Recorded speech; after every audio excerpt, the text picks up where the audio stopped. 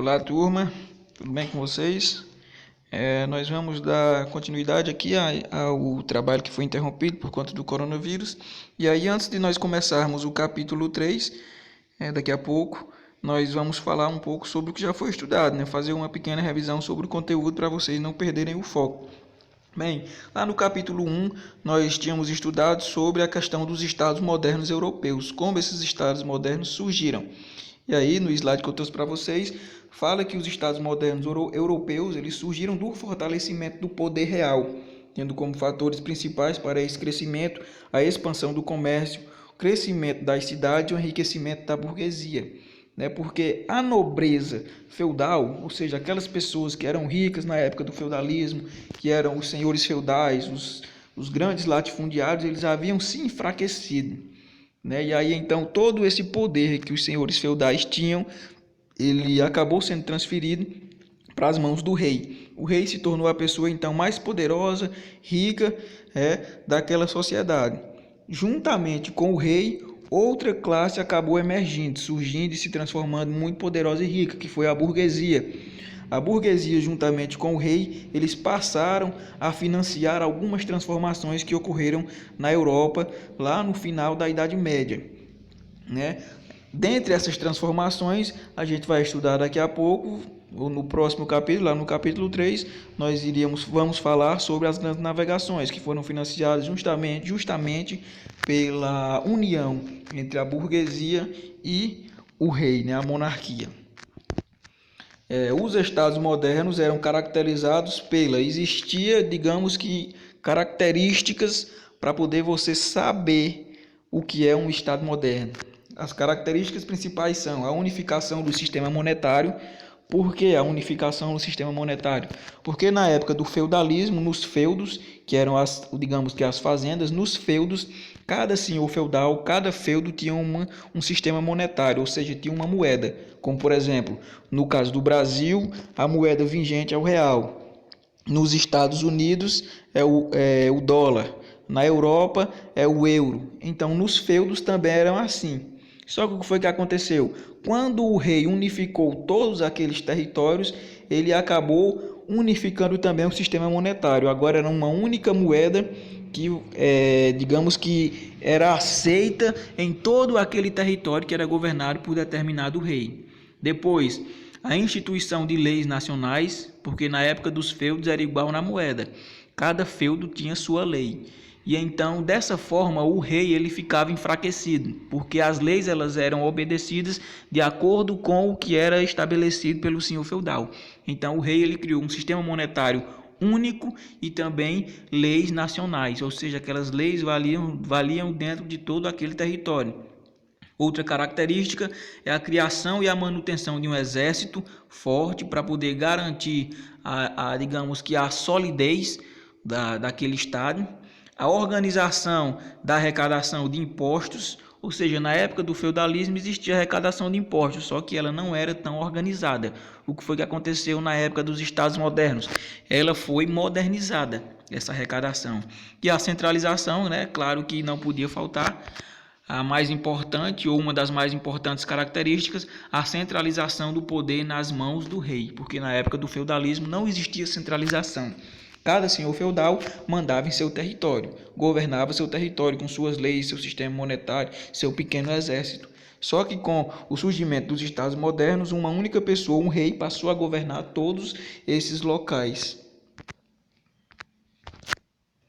Na Península Ibérica, vocês estão vendo aqui, foi onde surgiram os primeiros estados modernos. A Península Ibérica é o local lá onde fica Portugal e a Espanha. Aí eu trouxe um pequeno detalhezinho para vocês aqui, ó.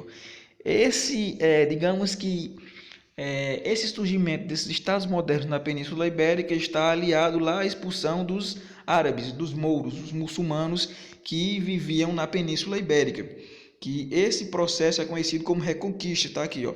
A Reconquista foi o quê? A expulsão dos muçulmanos da Península Ibérica pelos cristãos. Os cristãos expulsaram os muçulmanos da Península Ibérica. Uma dessas pessoas, que era Henrique, que era um francês da região de Borgonha, Henrique de Borgonha, ele recebeu um território do rei de Castela e Aragão. Do rei de Castela, ele recebeu um pequeno território, que depois ele fundou um condado, o condado portucalense. Aí o filho dele, Afonso Henriques, fez o que? Unificou todo aquele território, aumentou um pouco o território, e aí então ele fundou o Reino de Portugal em 1139. Então Portugal foi o primeiro estado moderno europeu que surgiu. Outra característica, outra coisa que, digamos que outro fator importante que ocorreu aqui nesse período, que não pode ficar de fora, foram duas guerras que nós já falei para vocês lá no período em que nós estávamos lá assistindo às aulas presenciais. Primeiro, a Guerra dos 100 Anos, que foi um conflito entre a França e a Inglaterra pela sucessão do trono francês. Simples. O rei da França morreu, não tinha herdeiros, e o rei da Inglaterra, por ser parente do rei da França, ele se sentiu no direito de assumir o trono da França também. Só que algumas pessoas da França não quiseram e aí não aceitaram, e então os dois países entraram em guerra e guerrearam por 116 anos. Depois dessa guerra dos 100 anos, ocorreu a Guerra das Duas Rosas. Nesse caso aqui, a Guerra das Duas Rosas foi uma guerra entre os próprios ingleses.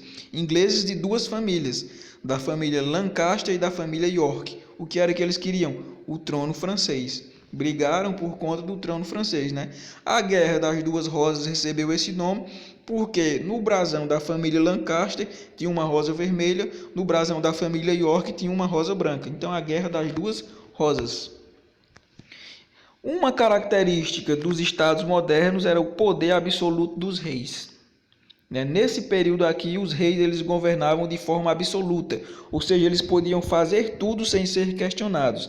Aqui no slide que eu fiz para vocês tem uma imagem de um dos principais, se não o mais, digamos que a pessoa que mais representava todo esse poder, esse absolutismo, que foi o rei francês Luís XIV. Luís XIV foi o principal rei da época do absolutismo.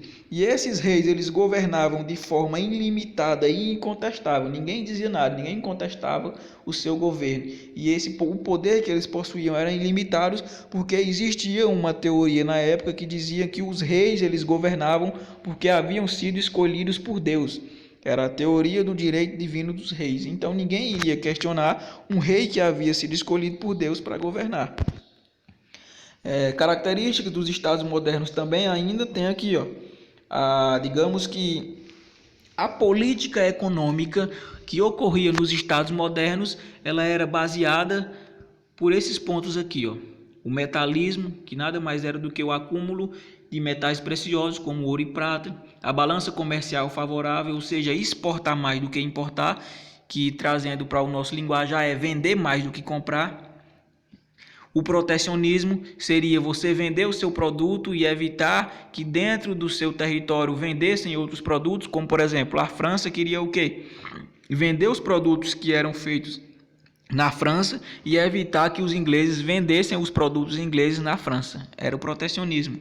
E o exclusivo comercial, ou seja, todos esses estados modernos aqui, ou quase todos, eles possuíam colônias.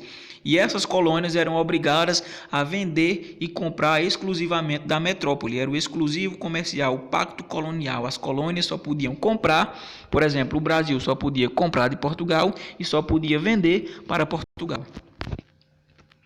Outra, nós falamos aqui da questão econômica, E eu vou parar para vocês agora esse vídeo aqui e depois eu vou voltar para explicar, revisar, melhor dizendo, o Renascimento.